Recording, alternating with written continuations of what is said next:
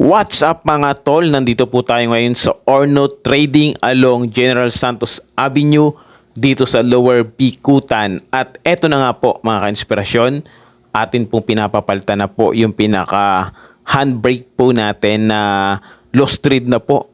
Mahirap na po kasi makapagpreno kasi lost thread na.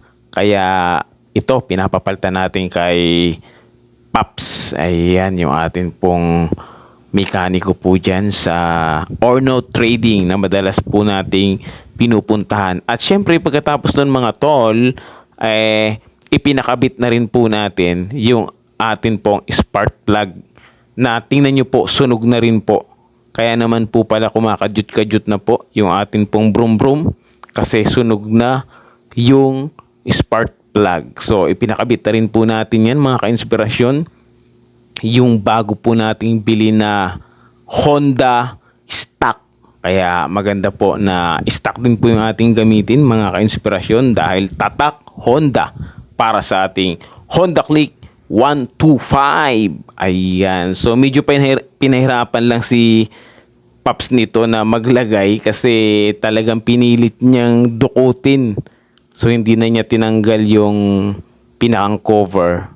Talagang chinaga po niya kahit mainit. Kaya shout out sa'yo, brother, dyan sa Orno Trading. Ayan. So nagtanong din po kasi siya kung nagbablog tayo at legit na ano natin yan, followers ngayon.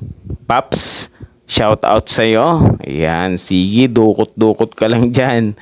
Pero naikabit din po niya yan mga ka-inspirasyon. So yan, after po niyan mga ka-inspirasyon, agad tayo nagtungo naman dito sa Shell para naman ilagay yung atin pong carbon cleaner. Ayan, so inubos na po natin yan. Saka tayo nagpa-full tank mga ka-inspirasyon. At syempre, pinashoutout din natin yung atin pong mga ka-inspirasyon. Thanks for watching. Like and share.